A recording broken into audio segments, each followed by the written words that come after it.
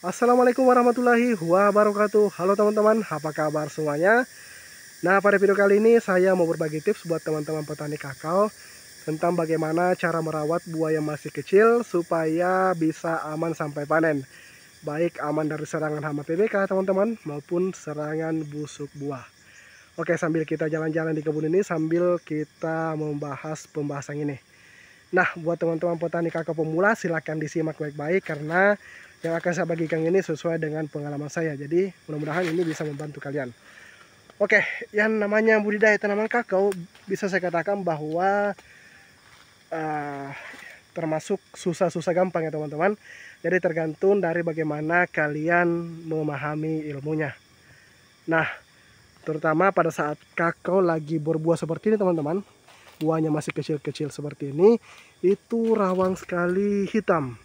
Nah, jadi kalau sudah hitam, sudah bisa dipastikan bahwa itu akan gagal panen. Nah, oke.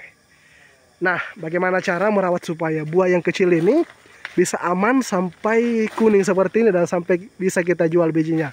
Nah, pertama teman-teman, di video-video saya sebelumnya saya sering katakan bahwa dalam hal merawat tanaman kakao, saya lebih menekankan bagaimana pencegahannya dulu. Nah, pencegahannya teman-teman, yang pertama itu sebelum tanaman kakao memasuki fase berbuah seperti ini, usahakan tanamannya itu sudah dipangkas dengan bagus. Nah, sudah dipangkas ya teman-teman. Nah, kenapa harus dipangkas dengan bagus terlebih dahulu? Supaya ya buah yang keluar seperti ini teman-teman, itu berada di tangkai atau cabang yang tepat. Nah, kalau keluar di cabang-cabang yang besar seperti ini ya nanti juga buahnya akan besar. Kemudian juga ya dari segi kualitas biji yang dihasilkan nanti pasti akan bagus juga dan berpengaruh pada hasilnya. Nah, selain dari buah keluar pada cabang yang tepat, tentunya pemangkasan itu bertujuan supaya pada saat curah hujan tinggi teman-teman, buah yang masih kecil seperti ini bisa aman. Nah, saya kasih contoh teman-teman. Untuk di daerah saya sekarang, itu biasanya hampir hujan itu 1 minggu full ya teman-teman, tidak berhenti. Dan pada saat seperti itu biasanya buah kakao akan banyak menghitam. Tapi kalau teman-teman lihat, alhamdulillah ya teman-teman, ini buah bergelantungan alhamdulillah untuk musim ini sudah mulai banyak. Dan ini pasti akan susul menyusul terus teman-teman. Tapi kalau kalian lihat kondisinya, ini tidak menghitam. Nah, tidak menghitam teman-teman. Itu karena pemangkasan yang tepat. Nah, pemangkasan yang tepat itu akan membuat apa ya? Kondisi dari kelembapan tanah di sekitar pohon kakao itu akan tetap stabil teman-teman, jadi tidak terlalu lembab.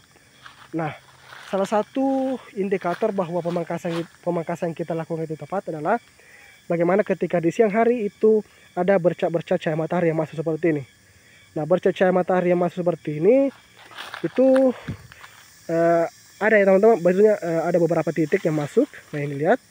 Nah, ini berarti menandakan bahwa pemangkasan yang kita lakukan itu sudah tepat. Tepat itu masuknya tidak terlalu terbuka dan tidak gelap juga.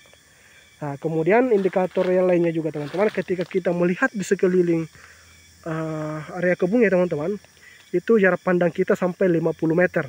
Itu standarnya. Nah, bahkan kita bisa melihat lebih di atas 50 meter. Nah, itu menandakan bahwa cara pemangkasan kita itu sudah bagus. Nah, kapan cahaya matahari masuk seperti ini, itu akan membuat tanah itu tidak terlalu lembab. Nah, jadi walaupun mungkin sudah di apa ya, kayak hujan beberapa hari teman-teman dengan intensitas yang tinggi, ya pasti kondisinya akan tetap terjaga tidak terlalu lembab karena ada cahaya matahari yang masuk. Tapi coba bayangkan teman-teman, ketika musim hujan tinggi, ya musim curah hujan tinggi, tidak ada juga cahaya masuk, pasti kondisinya akan lembab. Kondisi yang lembab akan membuat jamur cepat berkembang biak dan sasarannya pasti di buah yang masih kecil seperti ini. Nah, jadi bukannya hasilnya akan kalian dapatkan, tapi rugi teman-teman. Nah, itu. Nah, selain dari pemangkasan tentunya saya menyarankan sebelum kalian memangkas ya lakukan dulu pemupukan. Ya, pemupukan itu bertujuan ya supaya ya buahnya juga lebat, buah yang dihasilkan juga maksimal. Nah, kalau kalian lihat teman-teman ini, ya, ini buahnya terus susul menyusul teman-teman. Susul menyusul teman-teman. Tuh. Nah, itu teman-teman. Jadi pencegahan itu sangat penting untuk mendapatkan hasil yang maksimal. Karena walaupun kalian ibaratnya sudah melakukan pemupukan yang bagus, kemudian melakukan penyemprotan menggunakan insek yang mahal juga ya teman-teman. Tapi kalau misalkan kalian tidak melakukan pemangkasan dengan tepat, ya hasilnya juga tidak maksimal. Pasti bakal banyak yang hitam. Nah ini teman-teman. Nah jadi bagus ya teman-teman, kita lihat. Jadi tidak panas juga, tidak terlalu panas juga turun, tidak gelap juga. Nah, seperti itu. Nah itu untuk dari pencegahannya. Oke, ini kita sambil keliling teman-teman. Oke.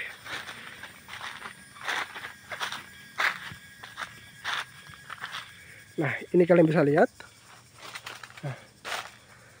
Nah kemudian setelah pencegahannya teman-teman, yang mau kita lakukan itu adalah bagaimana pada saat buah sudah sebesar ibu jari seperti ini teman-teman, itu sudah harus dilakukan penyemprotan ataupun pengolesan. Nah itu sudah satu karusan ya teman-teman, yang tidak boleh tidak, karena kapan itu terlambat biasanya hama PBK itu sudah terlanjur masuk.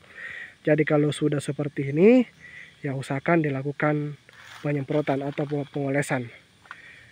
Nah banyak juga kasus yang saya temukan di petani-petani kakao itu, biasanya nanti ketika buahnya besar baru dilakukan penyemprotan, ataupun nanti banyak yang terserang busuk buah baru dilakukan penyemprotan fungisida. Nah harusnya teman-teman, untuk buah kakao yang masih kecil seperti ini, sebelum terkena yang namanya hitam ya teman-teman,